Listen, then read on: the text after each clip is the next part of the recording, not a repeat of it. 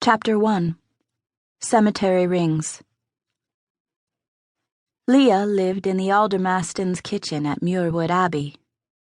More than anything else in the world, she craved learning how to read. But she had no family to afford such a privilege, no one willing to teach her the secrets, and no hope of it ever happening because she was a wretched. 9 years before, someone had abandoned her at the Abbey gate, and that should have put an end to her ambitions, only it did not. One cannot live in a sweet-scented kitchen without hungering after pumpkin loaves, spicy apple soup, and tarts with glaze, and one could not live at Muirwood Abbey without longing to learn the wisest of crafts, reading and engraving. Thunder boomed above Muirwood Abbey, and water drenched the already muddy grounds. Leah's companion, Soa, slept next to her in the loft, but the thunder and the sharp stabs of lightning did not wake her, nor did the voices murmuring from the kitchen below as the aldermaston spoke to Pasqua.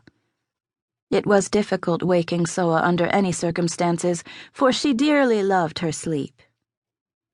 Running drips dampened their blankets and plopped in pots on the kitchen tiles below. Rain had its own way of bringing out smells. In wet clothes, wet cheeses, and wet sackcloth. Even the wooden planks and the eaves had a damp, musty smell. The aldermaston's grey cassock and overrobe were soaked and dripping, his thick, dark eyebrows knotted with worry and impatience. Leah watched him secretly from the shadows of the loft. "Let me pour you some cider," Pasqua said to him as she fidgeted among the pots, sieves, and ladles. "A fresh batch was pressed and boiled less than a fortnight ago. It will refresh you. Now, where did that chatling put the mugs? Here we are. Well, now, it seems someone has drunk from it again. I mark these things, you know. It was probably Leah. She is always snitching." "Your gift of observation is keen," said the aldermaston, who seemed hurried to speak. "I am not at all thirsty. If you—" "It is no trouble at all. In truth, it is good for your humors. Now, why did they stack those eggs that way? I ought to crack one over the both of their heads, I should, but that would be wasteful." "Please, Pasqua, some bread. If you could rouse the girls and start the bread now, stoke the fires. You may be baking all night." "Are we expecting guests, aldermaston? In this storm? I doubt if a skilled horseman could ford the moors now, even with the bridges. I have seen many storms blow in like this. Hang and cure me if any guests should brave the storm tonight." "Not guests, Pasqua. The rivers may flood. I will rouse the other help, maybe even the learners. If it floods—" "You think it might flood?" "I believe that is what I just said." "It rained 4 days and 4 nights nigh on 12 years ago. The Abbey did not flood then." "I believe it may tonight, Pasqua. We are on higher ground. They will look to us for help." Leah poked Soa to rouse her, but she mumbled something and turned the other way, swatting at her own ear. She was still completely asleep. The aldermaston's voice was rough, as if he was always trying to keep himself from coughing, and it throbbed with impatience. "If it floods, there will be danger for the village. Not only our crops chance being ruined.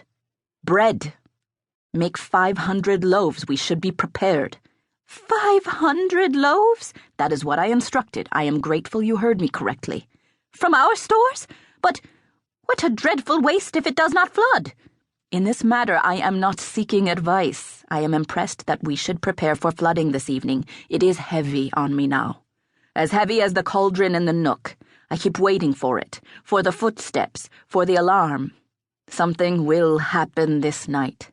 I dread news of it." "Have some cider, then," Pasqua said, her voice trembling with worry. "It will calm your nerves. Do you really think it will flood tonight?" Straightening his crooked back, the aldermaston roared, "Do you not understand me? Loaves, 500 at least. Must I rouse your help myself? Must I knead the dough with my own hands?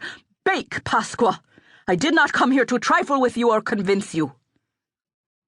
Leah thought his voice more frightening than the thunder. The feeling of it, the heat of his anger, it made her sink deep inside herself. Her heart pained for Pasqua. She knew how it felt to be yelled at like that.